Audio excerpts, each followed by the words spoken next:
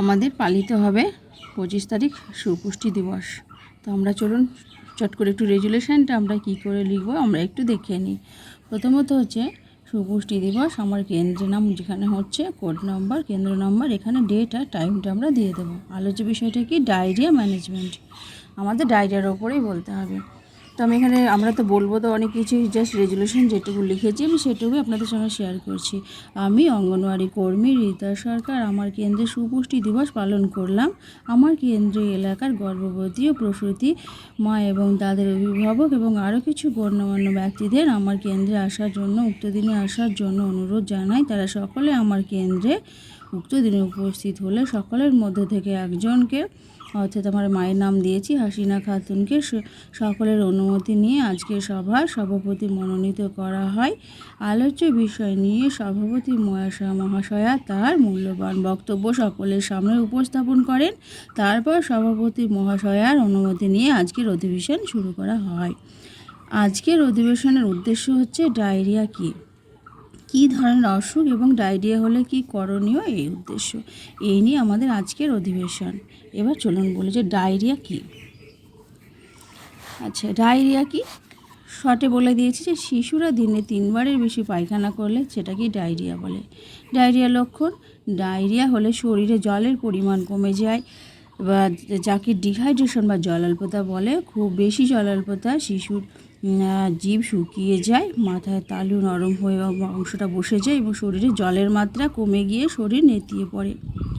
দ্বিতীয়ত কি, ডায়রিয়া হলে শিশুরা অপুষ্টিতে ভোগে।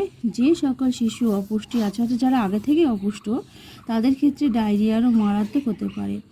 2 মাসের কম বয়সী শিশুর ক্ষেত্রে ডায়রিয়া, যিনি শিশুর দেখাশোনা করেন তিনি যদি লক্ষ্য করেন শিশুর পায়খানা ঘনত্ব বদলে গেছে, তাহলে সেটি ডায়রিয়া। আবার 2 থেকে 5 বছরের শিশুদের ক্ষেত্রে ডায়রিয়া কীরকম হবে, যিনি শিশু দেখাশোনা করেন তিনি যদি দেখেন 24 ঘন্টার মধ্যে 3 বার বা তার বেশি পাতলা পায়খানা বা জলের মতো পায়খানা করছেন, সেটি ডায়রিয়া বলে ধরা হতে পারে। কোনটি ডায়রিয়া নয়? 1 নম্বর, শিশুরা যদি শুধুমাত্র মায়ের বুকে দুধ পান করেন, এই সময় কিন্তু শিশুরা প্রায়ই নরম পায়খানা করেন, এটি কিন্তু ডায়রিয়া নয়। স্বাভাবিক পায়খানা বারবার হলে তা ডায়রিয়া নয়। ডায়রিয়া হলে কি করতে হবে, শিশুকে বারবার বুকে দুধ খাইয়ে যেতে হবে। 2 মাস থেকে 5 বছর বয়সী শিশুদের জিঙ্কের বড়ি দিতে হবে। শিশুদের বারবার ওআরএস দিতে হবে। জিঙ্কের মাত্রা বলে দেওয়া হলো, কোন পরিমাণ কি জিঙ্ক দেবো, কোন বয়সে কী মাত্রা, সেটা আমরা বলে দিলাম। সবটা তো ডিটেলসে লেখা সম্ভব নয়। যে সমস্ত শিশু ডায়রিয়া হয়েছে তাদের বাড়িতে চিকিৎসা এবং যত্ন। শিশুকে বারবার ওআরএস খাওয়াতে হবে। শিশুর বয়স 6 মাস বা তার বেশি হলে বুকের দুধ ছাড়াও 1 বা একাধিক পানীয় দিতে হবে। নিম্নে কয়েকটি উপকারী ও অপকারী পানীয়ের তালিকা দেওয়া হলো। উপকারী আমি সেখানে সামান্য কিছু দিয়েছি, এখানে আরও থাকবে অনেক কিছু। উপকারী বুকের দুধ, দইয়ের ঘোল, স্যুপ, চিনি ছাড়া টাটকা ফলের রস, আরও কিছু আছে ইত্যাদি বলে দিয়ে দিয়েছি আমি এখানটায়। অপকারী, শিশু যদি শুধু মায়ের বুকে দুধ পান করে তাহলে তাকে সেই দুধ আরও বেশি করে, অর্থাৎ ঘন ঘন দুধ পান করাতে হবে, আর অন্য কিছু নয়।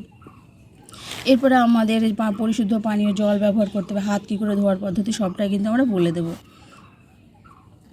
তারপরে যে পায়খানাটা করবে সেটা একমাত্র শৌচালয় ছাড়া অন্যত্র কোথাও যেন না ফেলে, এগুলো আমরা কিন্তু বলে দেবো মিটিংয়ে। শিশুর প্রতিবার পাতলা পায়খানা হলে তাকে কতটা তরল খাওয়াতে হবে, ওআরএস এবং জিঙ্কের পরিবার বা জিঙ্কের বড়ি দিতে হবে, সে নিয়ে বিস্তারিত আলোচনা করা হলো। যে লক্ষণগুলি দেখলে শিশুকে স্বাস্থ্যকেন্দ্রে নিয়ে যেতে হবে সেগুলো কি? 1 নম্বর হচ্ছে যে শিশু যদি ঝিমিয়ে পড়ে বা বারবার অজ্ঞান হয়ে যায় তাহলে নিয়ে যাবো। চোখ বসে গেলে। তার 3 নম্বর, মায়ের বুকে দুধ বা পানীয় যদি ঠিক মতো না পান করে। 4 নম্বর, 14 দিন বা তার বেশি সময় ধরে যদি ডায়রিয়া থাকে বা শিশুর পায়খানা যদি রক্ত থাকে। উপরোক্ত কারণগুলোর মধ্যে যদি 2টি কারণ দেখা যায় তাহলে আমরা স্বাস্থ্যকেন্দ্রে নিয়ে যাব। এবার বলি শিশু ডায়রিয়া হলে যা করতে হবে। প্রথমত বারবার হাত ধুতে হবে। হাত ধোয়ার পদ্ধতি বলে দেব। পরিষ্কার জামা কাপড়, বাসনপত্র, পরিশুদ্ধ পানীয় জল এবং যেখানে জলটি যেখান থেকে নেন সেখানকার যে পরিষ্কার পরিচ্ছন্নতা সেটি আমরা বলে দেবো। এখানে আমি শর্টেরও বলে দিয়েছি। পরিশুদ্ধ পানীয় জল ব্যবহার করতে হবে। ওআরএস পাউডার যেটি খাওয়াবো সেটি 24 ঘন্টার বেশি খাওয়ানো যাবে না। ওআরএস আমরা কী করে খাওয়াবো বিস্তারিত আলোচনা করা হলো। শিশু অসুস্থ হলে এবং শিশুর অসুস্থতা সেরে উঠলে আমরা কীভাবে যত্ন নেব বিস্তারিত আলোচনা করা হলো।